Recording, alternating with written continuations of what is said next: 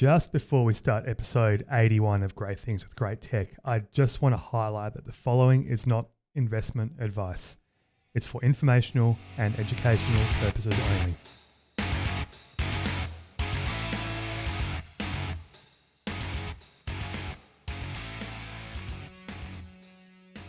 Hello and welcome to episode 81 of Great Things with Great Tech, the podcast highlighting companies doing great things with great technology.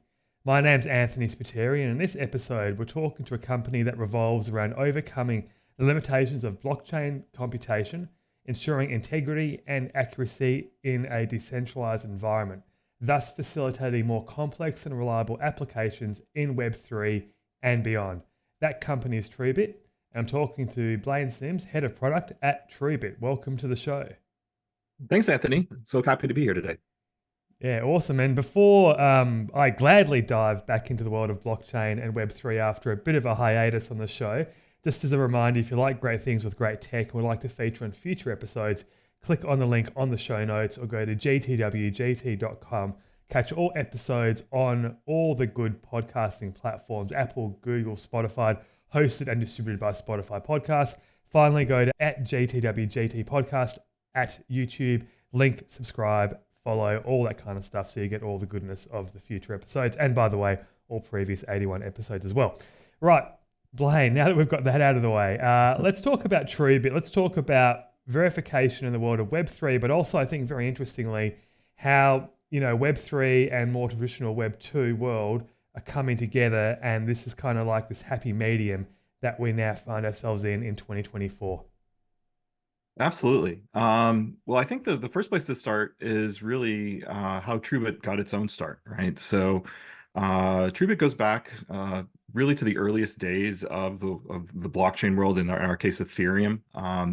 Our founder, Jason Teutsch, is a computer scientist, a researcher who was really, really close with the Ethereum community in its early days, and essentially started pointing out things that were I guess issues in the design of Ethereum that, if they weren't fixed, would be big problems, right? So these are things like the fact that the what are called validators, the nodes that make up the Ethereum network, weren't necessarily incentivized to perform the really complex types of compute that everybody was imagining would be possible within the Ethereum blockchain. Fast forward, to 2017, which is really the founding of Truebit as a company. We invented something called off-chain verification, something that became really widely referenced as as a foundational technology for scaling blockchains in general.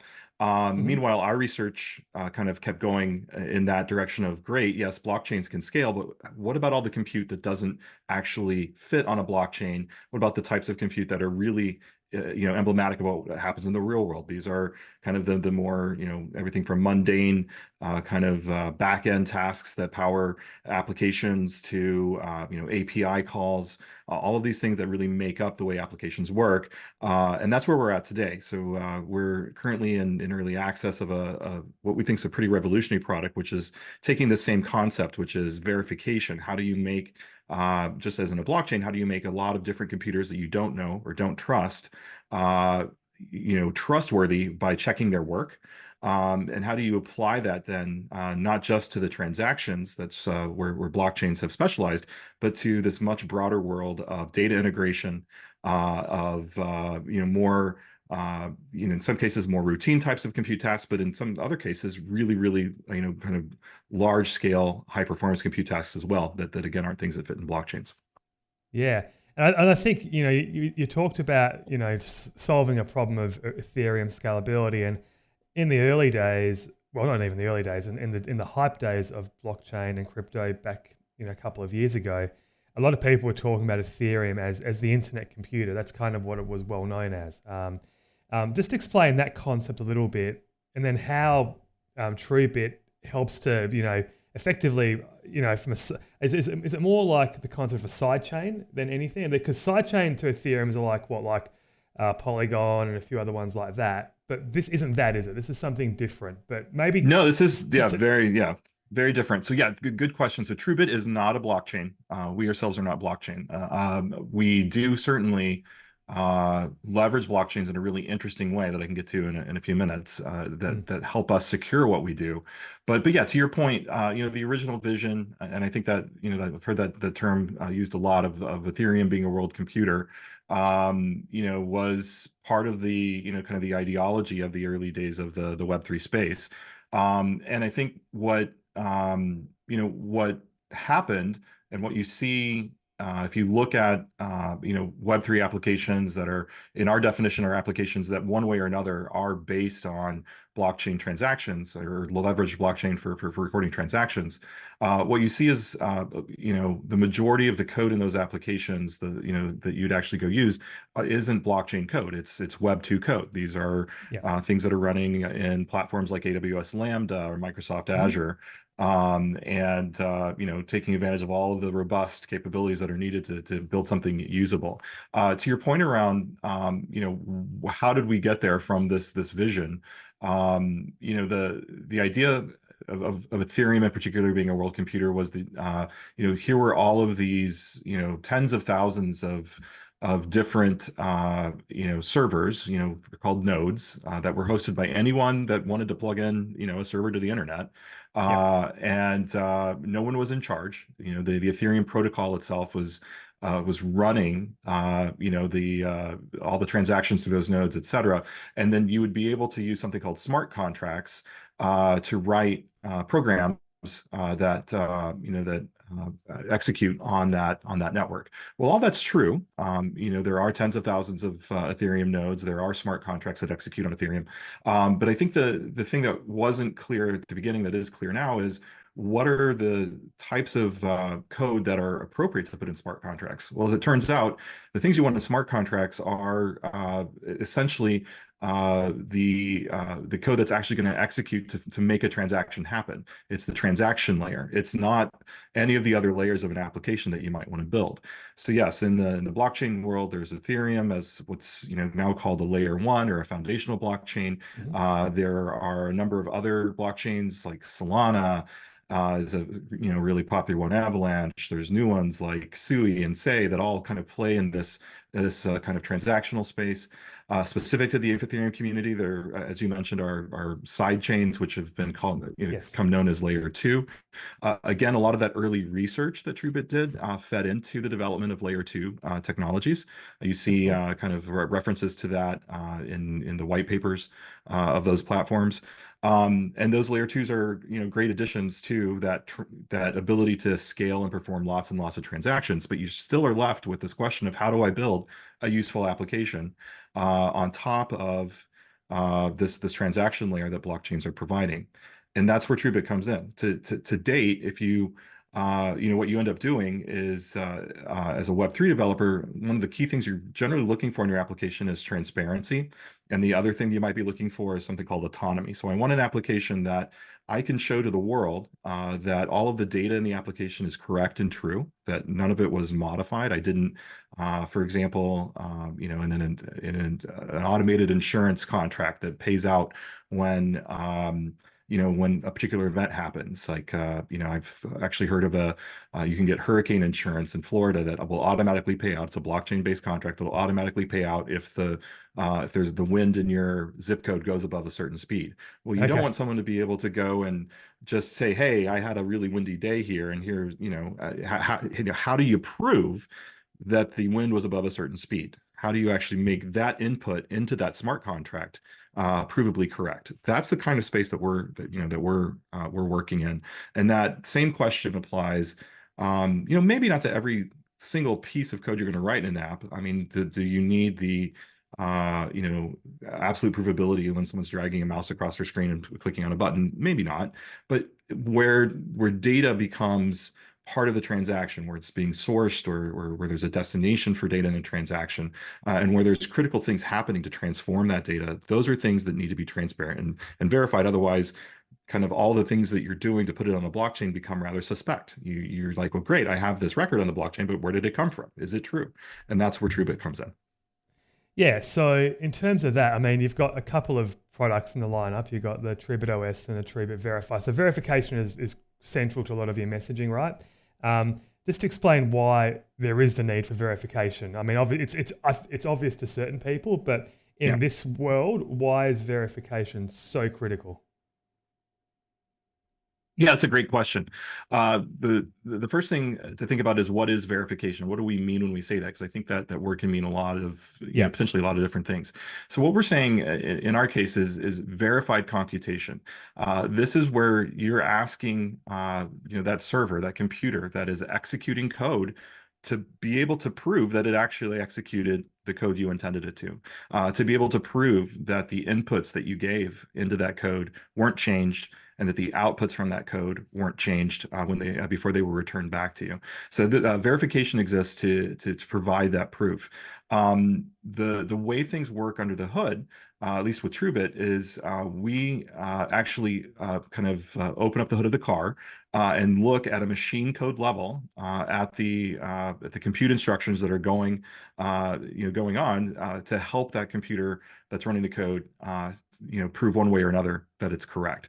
The good news is that we don't have to, every time stop and step through a program at a machine code level. We've employed some really kind of great techniques from game theory that allow us to do this just when there is lack of clarity around whether a computer has provided the correct result.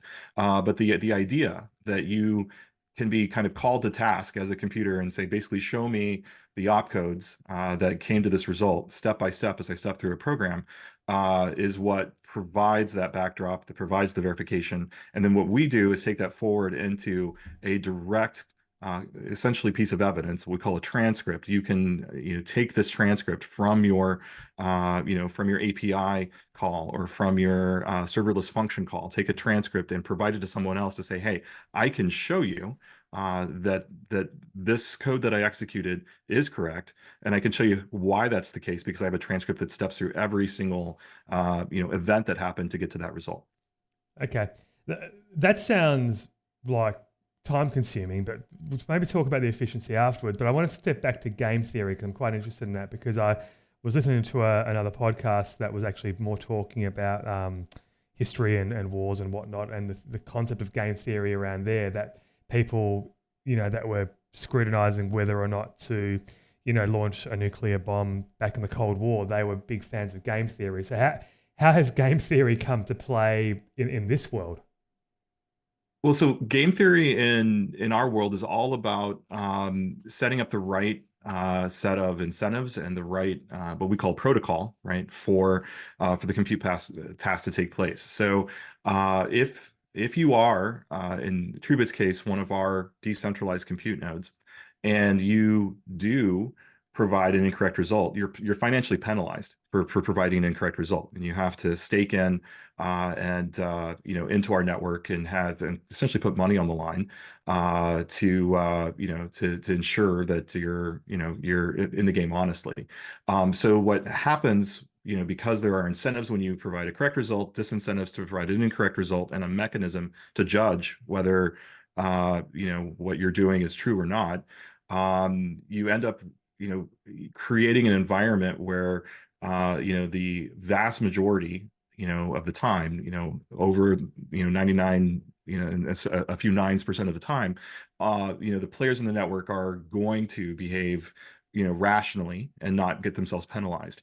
And then when you do have what we call erratic behavior, we have the mechanisms in place to penalize that, and that that that transparency that comes from knowing that all the players are acting rationally extends not only to the decentralized nodes of that are performing the compute task, but also to any of the components that we as Truebit have to provide to do things like connect you to the internet, connect a task to an internet or connect to an API, things like that. So this kind of all surrounding kind of spotlight that's going on all the players in this network are kind of what we're talking about there.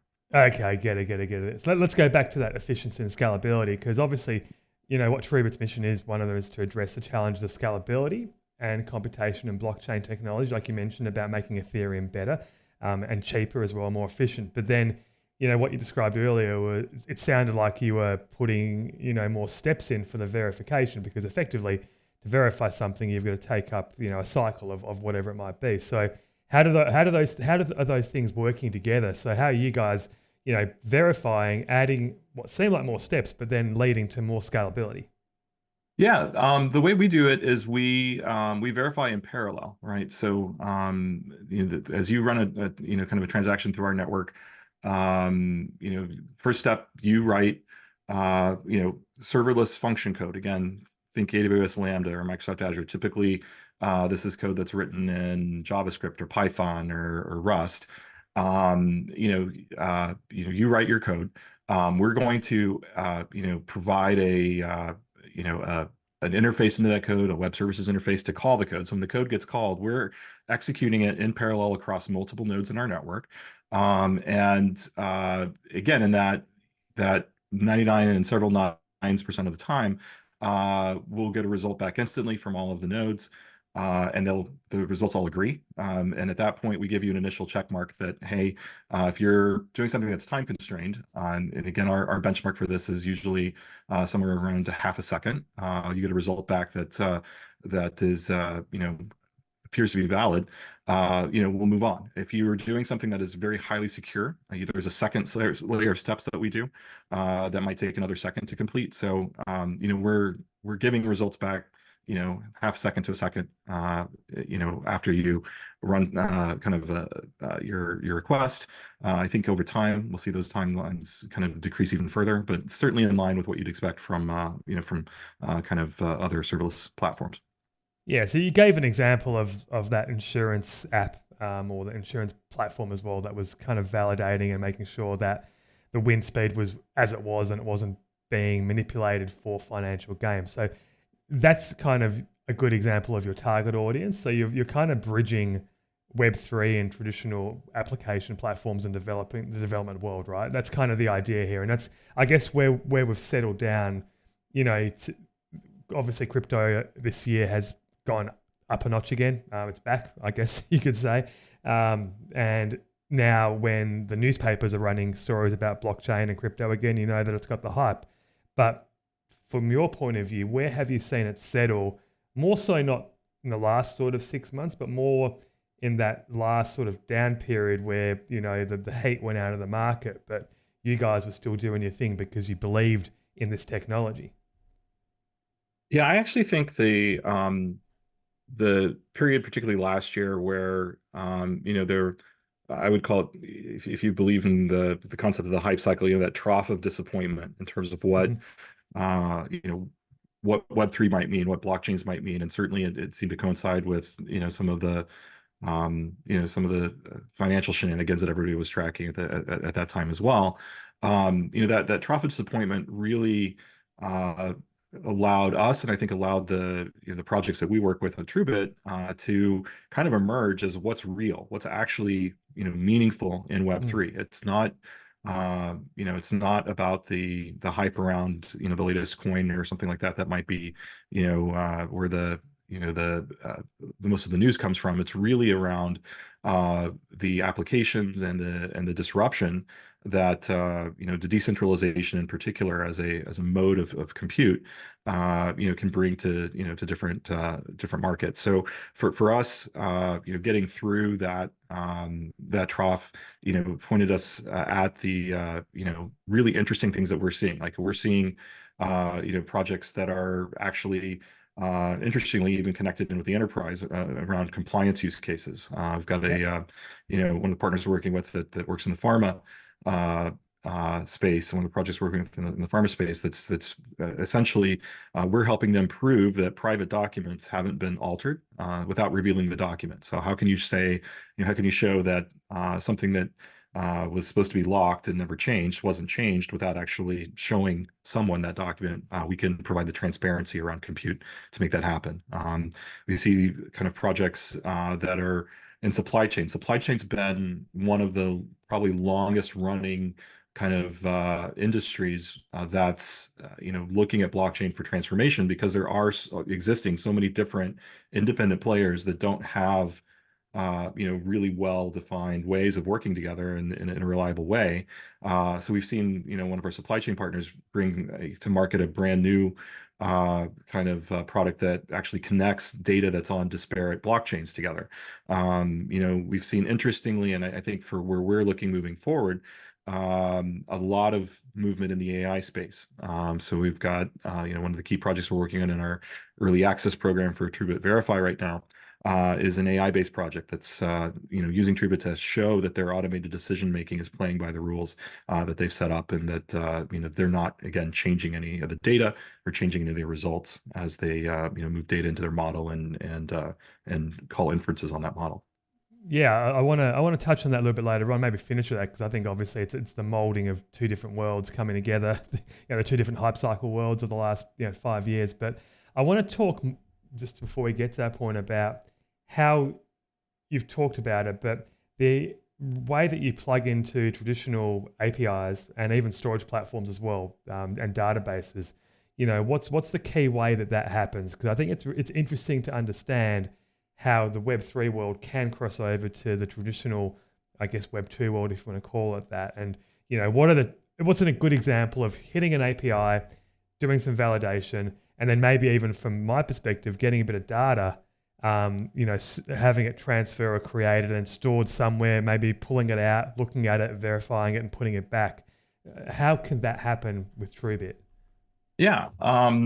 So great example of this would be one of our projects is working within Amazon's DynamoDB as their data persistence layer.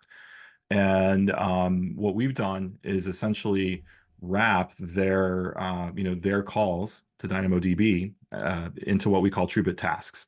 So as an API call is wrapped as a Truebit task, essentially Truebit is making the Truebit network's making that call on your behalf. We're doing it in a verifiable way.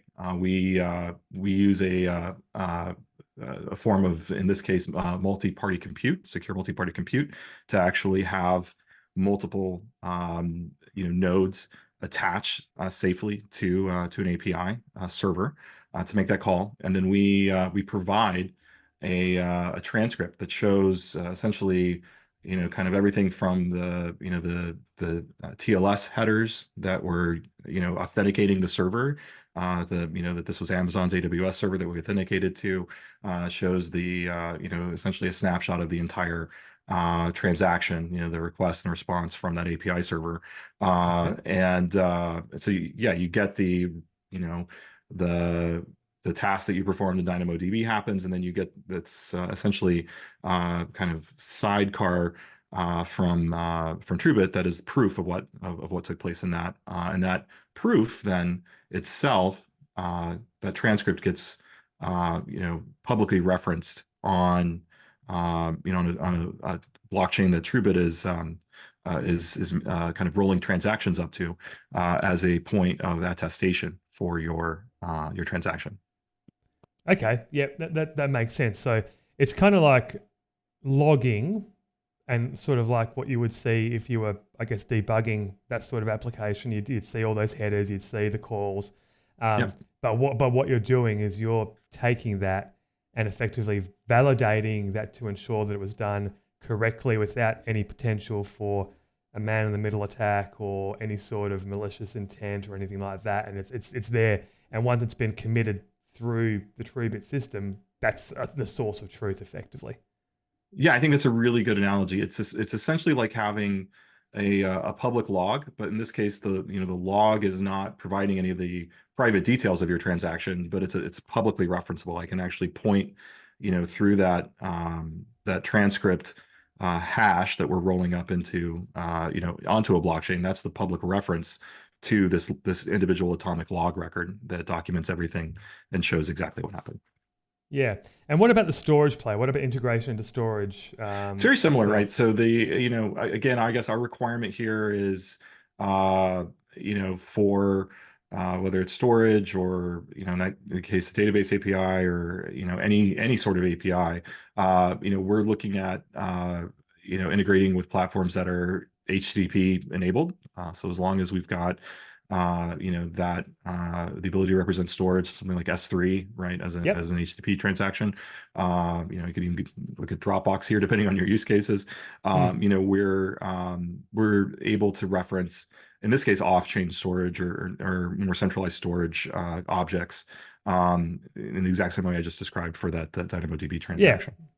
Get it. I get it. Okay, let's talk about decentralization as a concept. 'Cause I know you've got some thoughts about where we are, where we should be, and obviously, Truebit's, methodology of pointing out that a decentralized way to attack verification is the right way to do it. So, give us some thoughts on decentralization as it pertains to Web3, and then maybe how that extends into this more traditional Web2 world. Yeah. So decentralization is essentially a base assumption in the Web3 world. This entire universe of Web3, which is, depending on how you frame it, is either kind of trying to change the way compute works, which is our perspective, and then there are certainly folks that look at as this as a vehicle to, kind of disrupt the over centralization of technology, in just a handful of few cloud providers, wherever you sit on that spectrum, what is interesting about decentralization is this notion that there are vast amounts of compute resource. Yes, many of them are owned by a small number of players, but many of them Mhm. exist elsewhere. There are compute resources within universities, within corporations, within I have 15 plus devices in my own home. Everybody does at this point, that all have compute resources that are in many cases idle and can be Mhm. brought to bear if only there were a good way to do it. So this idea of decentralization really comes down to how do you take a resource like all of that idle compute and turn it around and make it something that's actually available to to anyone who needs it. And when you start to look at that question, you immediately come into, well, that sounds like a great idea, but what about security? What about, I don't necessarily want my data, going, any which way, Yep. what about? And that's where the technology of folks like Truebit and other folks in the Web3 world is really, answering hard questions. These are questions that are built around, cryptography. They're built around, thinking about where do we go next from the standpoint of serverless compute. We're thinking about, as we mentioned before, about, how do you take abstract ideas from game theory and use those to create new, kind of new security paradigms. So for me, decentralization, I actually think is a bit of an inevitability, right? We will, increasingly abstract the compute that we're doing to a point where, literally any server anywhere could perform it. How do we secure and feel safe in giving a compute job to any server anywhere? That's really interesting because I just came off yesterday on my way back home from a trip. And I was driving the car and I was listening to Alex Friedman's latest interview with Sam Altman from OpenAI. And one of the things they were talking about was the need for compute just generally in the world for everything that's going on with AI and beyond, right? So, there's only so many chips, there's only so much fabrication, there's only so much whatever that they are specialized and using at the moment. And every company is the same. If you take even the AI out of it, look at Amazon, look at Microsoft with the amount of compute that they're pumping in for their cloud platforms. There's only a limited amount of compute in the world, and at the moment, we need compute to power the future and power, especially AI, and then blockchain uses that compute as well. It uses it in a slightly different way, but the concept of then, and what I just had, having listened to that and listening to you talk, was that maybe the solution is to actually decentralize it. So here's a theory, right? Like in the future, a lot of the AI stuff that you do when you ask your model something in a chatbot, it's actually going to use a compute that's potentially on someone else's phone somewhere in the world because that's the available compute that's out there at the moment, right? Like I think that potential for decentralization is actually really, really interesting given what I've just heard and giving the thirst for compute that this world actually has at the moment. I I agree wholeheartedly, should not be a surprise. Look, I think you know, when you're looking at a range of alternatives, which include things like, Sam Altman from OpenAI trying to raise $1 trillion kind of You heard war that too? chest of Yeah. cash. Yeah. Yeah. And to go buy I think the new price point for the latest NVIDIA chip is $30,000 a chip, sure, a lot of good work's going to be done in that compute model, but even that's not enough.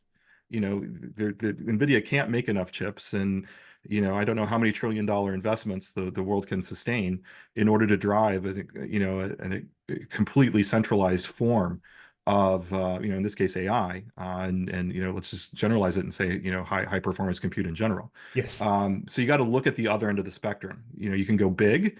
Like you can go, in the old paradigm, you could go the mainframe route, which is a little bit what that's starting to look like, Mm. or you can go, okay, how do we break up, these compute tasks, make them smaller and make them fit in something like WebAssembly, which is what Truebit is built on, right?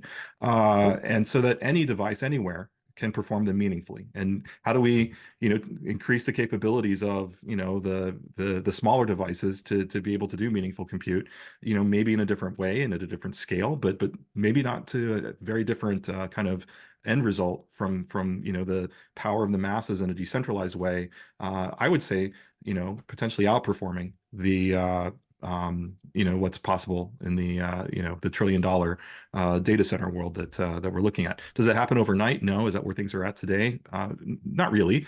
But there are a lot of really interesting on-roads, into that universe that are practical use cases, like mentioned, the fact that universities are trying to figure out how to actually stay in the AI game when they don't have the resources, to do all this compute. Well, joining forces is one way to do it. Yep. Decentralization is a really great framework in which to pool your compute resources. So I think AI is probably going to be, if not the killer use case, one of the killer use cases for Web3 and for decentralized compute technology. I think it's just starting to become apparent how all of that's going to kind of work. And I'm bullish on both, but I think, whether we get there because we're being idealistic about the way things work or just out of necessity, we're going to need to tap into all that compute power for sure. Yeah. So is there any sort of working or sort of a tangible example of AI and large language models being transactional on a decentralized network or the blockchain at the moment?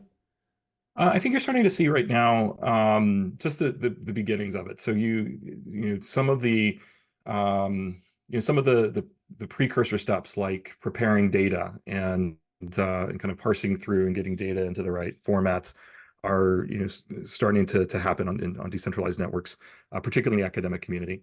And I think again, within Truebit, we do see model training happening, as Truebit tasks, those very observable tasks. We see the kind of the inference calls to already trained models happening as Truebit tasks. So I think we're starting to see it play out. Are the likes of OpenAI and Anthropic and Google using decentralized networks to train their models? Not now. They don't need to, Hmm. and they No. have a closed model. But again, that's not where we're looking for the innovation. We're looking for the innovation in the folks that don't have that set of assets and resources. I had a thought about a potential use case, which is quite interesting. Again, off the conversation of that podcast yesterday, which was great. Um, Lex Friedman and Sam Altman round two. The talk about the context awareness, and the tokenization length of a model, and how that's at the moment pretty small, and what it's going to be like in the future. But the idea about referencing from a contextual point of view, referencing every single conversation that you've had with an LLM, so that you don't have to start again, or so that every conversation helps it understand you and gets better. So the way that I'm thinking about that is where would you store that in a way that you can't, have that used for evil, or you can't have that manipulated. So how can you get what you've got in here, the conversations that you have with an LLM, which knows you or might know you, or you might be able to input all aspects of your life, You don't want that to change. You need it validated. Where should you store it? A good place for that would be a ledger that cannot be tampered with, right? Um, have I just come up with something great for the future? I don't know, but that I don't sounds know. like I it's don't quite know. You need to go tangible. talk to Yeah, maybe talk to a VC about that idea. It's interesting. But yeah, no, I exactly. think I follow what you're saying. Yeah, Yeah, so that's really interesting. Kind of, I guess, call back to one of the, the key philosophical themes of Web3, which is privacy. How do you take something that ultimately becomes extremely personal and extremely sensitive as a result, which is your chat history with, over time. If you thought search histories were revealing, wait till chat histories become, yeah, a thing as well. How do you take that and keep it useful but also secure it? Where would you possibly store that, other than on your own device in a way that can be used? I think these are all questions that are very fair to ask of Web3. I think, again, verification, verified compute plays a role in executing, the code from that. yep. I think some of the things that we watch around secure multi-party compute, in particular, and things like zero knowledge proofs provide, key ingredients to help kind of keep the privacy that you're thinking about intact. Mm, So yeah, I'd like to think that we see that emerge again. Um, for that to be the way things work, it's hard to imagine that if all of the AI is controlled by two or three companies, that they'll be open to that kind of model where they don't also yeah, control not, your not, yeah, your your history, right? So that's another reason why I think we're all hoping to see something else emerge. not very open AI. There you go. Hey, a couple of minutes left. Maybe just give a little bit of just a forward-looking statement into where Truebit's going. What's the next 6 to 12 months hold for you guys? Yeah. And what are you looking to effectively release and get to market? Yeah, no, that's fantastic. We're hyper focused right now. So we're progressing really well in early access on Truebit Verify, our serverless verified compute platform that we've been talking about. We will see, by the end of this year, we'll see that move into general availability, and then as we bring more developers, more projects into early access, and certainly as we reach GA, I say we do two things. One, we watch and we listen. We're watching because a lot of the things that we build on are truly bleeding edge concepts, and whether it's cryptography, game theory, serverless compute, et cetera. We're always looking at and giving ourselves space to spike on promising improvements in some of the core technology we're implementing. But the listing is probably even more important. We are looking for what makes a difference. How do we actually help developers create transparency, make their applications as open as they want them to be, so that there's never a shadow of doubt over what they're doing. Awesome, good stuff. Well, I'm looking forward to keeping track of what Truebit are doing, and it's a really cool world. And I think you're doing the right work at the right time to make sure that blockchain is legitimized and is more than just thought of as a way for people to make money in Ponzi schemes. So, I really love the work that you guys are doing. Absolutely. Thanks so Hey, much. thanks again. No worries. So just as a final wrap, if again, as a reminder, if you like great things with great tech, we'd like to feature in future episodes, click on the link on the show notes or head to GTwGT.com. This has been episode 81. Thanks to Blane, thanks to Truebit, and we'll see you next time on Great Things with Great Tech.